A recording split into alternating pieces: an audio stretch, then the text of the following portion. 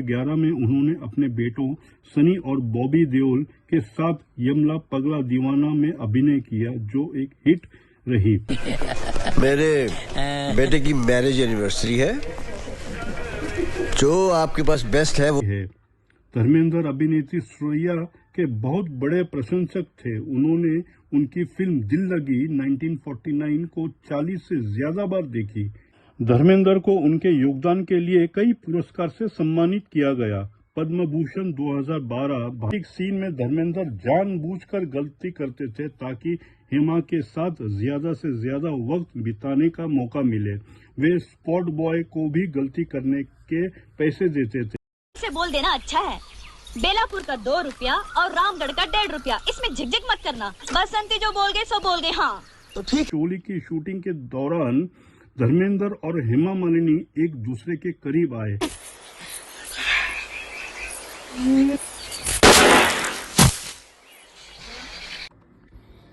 धर्मेंद्र, जिन्हें हिंदी सिनेमा में हीमैन और एक्शन किंग के नाम से जाना जाता है, भारतीय फिल्म उद्योग के सबसे प्रतिष्ठित और लोकप्रिय अभिनेताओं में से एक है।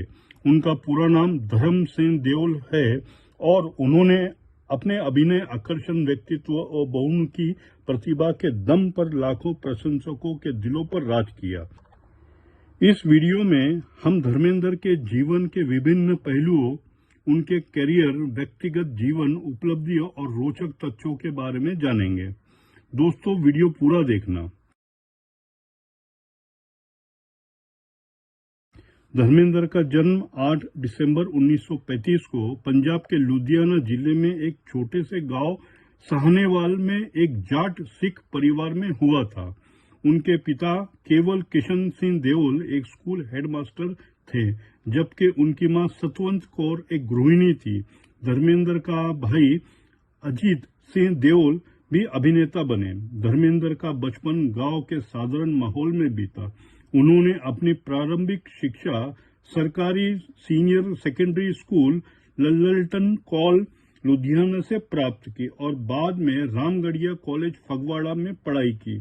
हालांकि पढ़ाई में उनकी रुचि कम ही थी और उनका झुकाव बचपन से ही फिल्मों की ओर था। उनकी मां ने उनके इस जुनून को पहचाना और उन्हें प्रोत्साहित किया।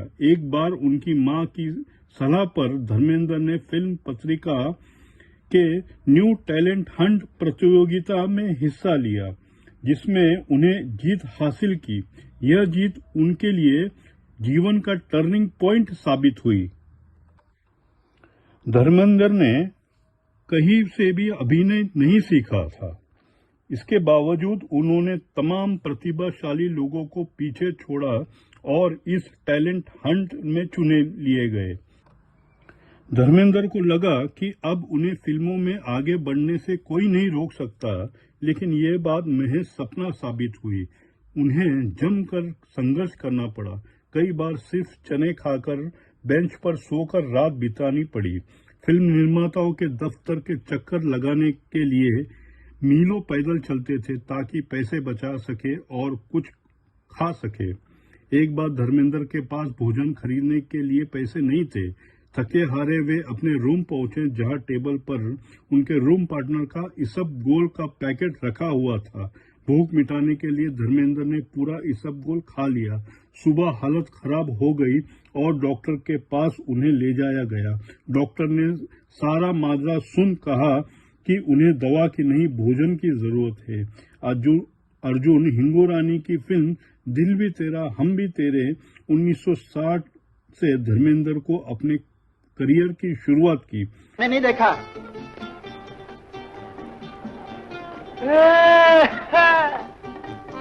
आप भी पीजिए और गम गलत कीजिए मेम साहब। अभी क्या गम गलत करेगा? जाने को पैसा नहीं है। मेम साहब को बोलेगा तो वो बम मारेगा। तो मेम साहब को भी पिलाना। गुस्सा। हिंगोरानी परिवार का धर्मेंद्र ने ताउम्र एहसान माना और उनकी कई फिल्मों में काम करने के बदले नाम मात्र का पैसा लिया। माला सिन्हा, नूतन, मीना कुमारी जैसी उस दौर की नामी हीरोइन के साथ धर्मेंद्र ने काम किया। धर्मेंद्र का दिल डॉल पहलवानों जैसा था, जिसको देख कई निर्माताओं ने उन्हें अभिनय छोड़ अखाड़े जाने की सलाह दी। कईयों ने कहा कि पहलवान गांव लौट जाओ। फूल और पत्थर धर्मेंद्र के करियर की पहली बड़ी हिट रही, जिसमें उन्होंने शर्टलेस होकर दर्शकों को चौंका दिया।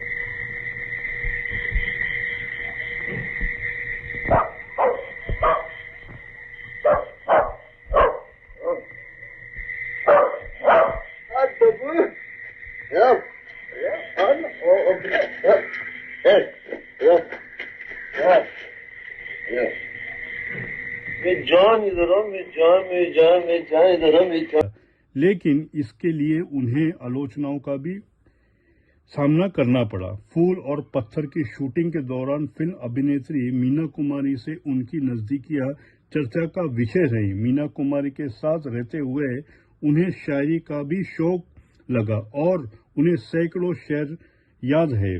धर्मेंद्र और मीना कुमारी की नजदीकियां से मीना कुमारी के पति कमाल अमरोही नाराज हुए।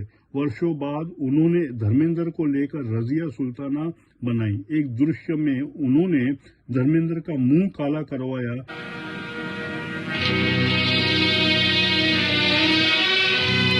वल्लाह ये बहुत तान है, बड़ा कातिल झूठ है।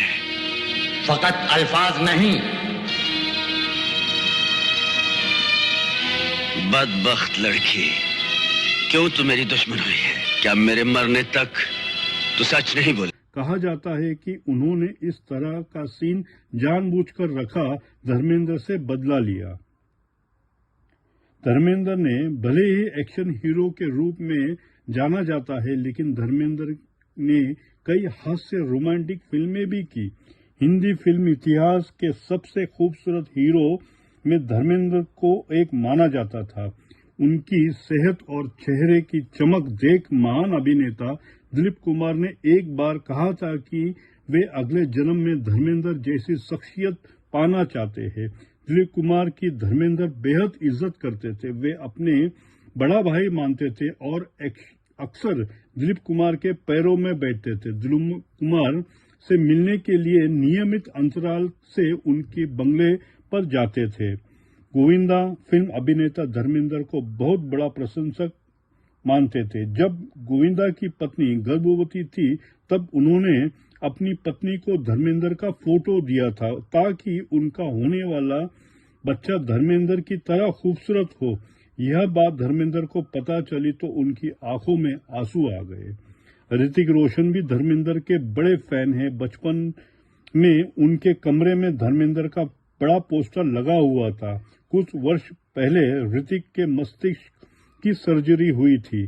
ठीक होने के बाद सबसे पहला फोन उन्होंने धर्मेंद्र को किया था। सलमान खान के भी प्रिय है हीरो धर्मेंद्र। धर्मेंद्र भी कई बार कह चुके हैं कि सलमान और उनमें कई समानताएं हैं और वे भी जीवनी के दिनों में सलमान खान की तरह हुआ करते थे। सलमान खान भी फिल्म प्यार किया तो डरना क्या में काम करने के बदले धर्मेंद्र ने एक भी पैसा नहीं लिया। फिल्म का लंबा आउटडोर शेड्यूल था। तुम पर बहुत भरोसा था मुझे। तुमने ये बात मुझसे छुपाकर बहुत बड़ा दुख दिया है मुझे, बहुत बड़ा सदमा पहुंचाया है।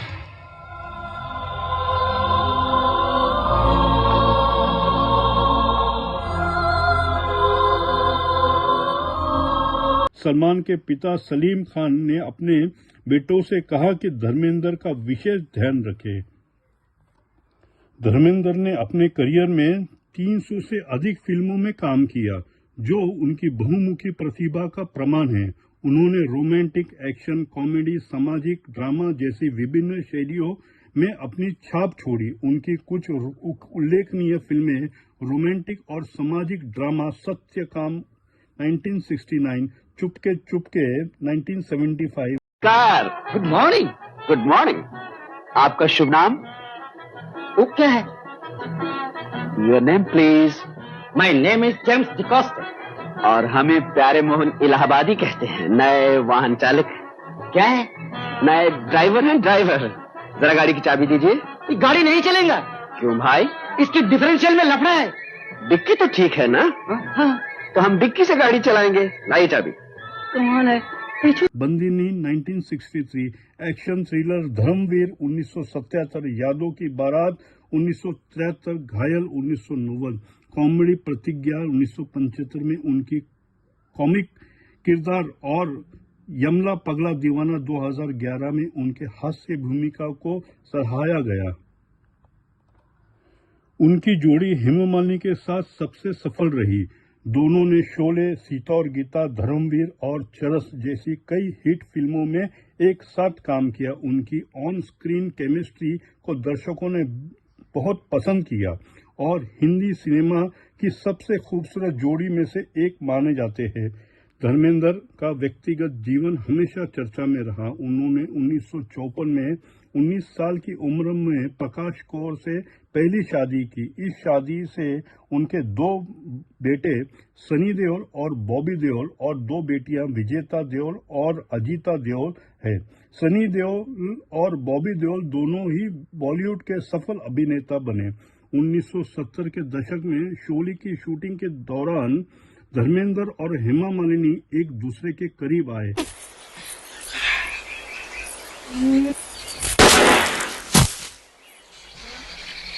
अरे यूं कि तुम यहाँ कैसे? यूं के यूं ही। बोलो कौन सा आम तोड़ना है?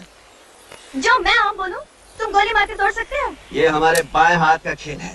बड़े बड़े निशानेबाज हमारे पैर। दोनों के बीच प्यार हुआ, लेकिन धर्मेंद्र की पहली शादी के कारण यह रिश्ता विवादों में रहा। 1980 में धर्मेंद्र ने हेमा मालिनी से दूसरी शादी की। इस शादी के लिए उन्होंने कथित तौर पर इस्लाम धर्म अपनाया और अपना नाम दिलावर खान रख लिया, क्योंकि हिंदू विवाह अधिनियम के तहत दूसरी शादी की अनुमति नहीं थी। इसलिए उन्होंने दूसरी शादी की। उनसे उन्हें 2 बेटियां ईशा देओल और आहना देओल है। ईशा एक अभिनेत्री है। शराब धर्मेंद्र की कमजोरी रही और शराब को लेकर उनके कई किस्से हैं। डांस भी एक उनकी कमजोरी में से एक रहा। वे गानों में अपने स्टाइल से डांस करते थे। उनके कुछ सिग्नेचर मूव है जिसकी नकल कई सितारों ने की है। मैं जट यमला पगला दीवाना में उनका यह डांस देखते ही बनता है। कहा जाता है कि जितेंद्र और हेमा शादी करने वाले थे, तब धर्मेंद्र ने जितेंद्र की दूसरी गर्लफ्रेंड को इस बारे में बता दिया और वो शादी रुकवा दी। शोले में वे ठाकुर का किरदार निभाना चाहते थे, जबकि शोले के निर्देशक रमेश सिप्पी चाहते थे कि धर्मेंद्र वीरू का रोल निभाए। धर्मेंद्र नहीं माने तो रमेश ने धमकाते हुए कहा कि संजीव कुमार को वीरू बना दूंगा, जो कि हेमा मालिनी के हीरो रहेगा। धमकी रंग लाई और धर्मेंद्र फौरन वीरू के रोल निभाने के लिए तैयार हो गए। शोले के शूटिंग के दौरान रोमांटिक सीन में धर्मेंद्र जानबूझकर गलती करते थे ताकि हेमा के साथ ज्यादा से ज्यादा वक्त बिताने का मौका मिले। वे स्पॉट बॉय को भी गलती करने के पैसे देते थे। से बोल देना अच्छा है। बेलापुर का 2 रुपया और रामगढ़ का 1.5 रुपया, इसमें झिकझिक मत करना। बसंती जो बोल गए सो बोल गए। हाँ तो ठीक है, हम तो हाँ समझ गई। तो यही पूछोगे ना कि बसंती बेलापुर का 2 और रामगढ़ का 1.5 क्यों? तो पूछोगे तांगा किस गांव का है? पूछो पूछो। किस गांव का है जी? रामगढ़ का है। अच्छा, तो रामगढ़ का है। धर्मेंद्र ने हमेशा परिवार को प्राथमिकता दी। वे अपने लोनावला स्थित फार्म हाउस में समय बिताना पसंद करते हैं, जहां वे खेती और प्रकृति के बीच रहते हैं। उनका कहना है कि एक किसान का बेटा उन्हें अपनी जोड़ों से गहरा लगाव है। धर्मेंद्र ने अभिनय के अलावा राजनीति में भी कदम रखा। 2004 में वे भारतीय जनता पार्टी के टिकट पर राजस्थान के बीकानेर लोकसभा क्षेत्र से सांसद चुने गए और 2004 से 2009 तक लोकसभा सदस्य रहे। हालांकि उनका राजनीतिक करियर उतना सफल नहीं रहा जितना उनका फिल्मी करियर। धर्मेंद्र को उनके योगदान के लिए कई पुरस्कार से सम्मानित किया गया। पद्म भूषण 2012 भारत सरकार द्वारा दिया गया तीसरा सर्वोच्च नागरिक सम्मान है। Film fair life time achievement award Hindi cinema में उनके योगदान के लिए 1997 में दिया गया। फिल्म फेयर सर्वश्रेष्ठ सहायक अभिनेता नामांकन 1964 आई मिलन की बेला के लिए। फिल्म फेयर सर्वश्रेष्ठ अभिनेता नामांकन 1971 में मेरा गांव मेरा देश के लिए। हालांकि कई प्रशंसकों और आलोचकों का मानना है कि इतने बड़े सितारे को सर्वश्रेष्ठ अभिनेता फिल्म फेयर का पुरस्कार न मिलना दुर्भाग्यपूर्ण है। धर्मेंद्र ने हिंदी सिनेमा में सबसे ज्यादा हिट फिल्मों देने का रिकॉर्ड बनाया है। 1987 में उन्होंने एक साल में 7 लगातार हिट फिल्में दी, जो आज भी एक रिकॉर्ड है। धर्मेंद्र को कविताएं लिखना का शौक है। उनकी कविताएं उनके संवेदनशील और भावुक स्वभाव को दर्शाती है। धर्मेंद्र अभिनेत्री सुरैया के बहुत बड़े प्रशंसक थे। उन्होंने उनकी फिल्म दिल लगी 1949 को 40 से ज्यादा बार देखी। धर्मेंद्र और अमिताभ बच्चन की दोस्ती बॉलीवुड में मशहूर है। दोनों ने शोले, राम बलराम, धर्म और कानून जैसी हिट फिल्मों में एक साथ काम किया। 1980 और 90 के दशक में धर्मेंद्र हमेशा सक्रिय रहे। उन्होंने घायल 1990, बरसात 1995, अपने 1907 जैसी फिल्मों में काम किया। 2011 में उन्होंने अपने बेटों सनी और बॉबी देओल के साथ यमला पगला दीवाना में अभिनय किया, जो एक हिट रही। मेरे बेटे की मैरिज एनिवर्सरी है। जो आपके पास बेस्ट है वो दिखाइए। कमाल के जेवर दिखा दूंगा साहब जी, और डिस्काउंट भी दूंगा आपको। क्या कहा? डिस्काउंट। डिस्काउंट मिडिल क्लास लोगों के लिए होता है। हमें अच्छी चीज दिखाओ कोई। जी जी जी। हाल के वर्षों में उन्होंने जोरा का सेकंड चैप्टर 2020 और रॉकी और रानी की प्रेम कहानी 2023 में सहायक भूमिका निभाई। धर्मेंद्र ने अपने बेटों और भतीजे अभय देओल को भी फिल्मों में लॉन्च किया। उनकी प्रोडक्शन कंपनी विजेता फिल्म्स ने बेताब 1983 और घायल 1990 जैसी फिल्में बनाई। 2023 में धर्मेंद्र यह वक्त करते हैं कि बॉलीवुड में उनके परिवार को योगदान को पूरी तरह से सराहा नहीं गया, फिर भी वे आज भी प्रशंसकों के बीच उतने ही लोकप्रिय है। धर्मेंद्र भारतीय सिनेमा के ऐसे सितारे हैं जिन्होंने अपनी मेहनत, लगन और प्रतिभा के दम पर एक साधारण गांव के लड़के से सुपरस्टार बनने का सफर तय किया।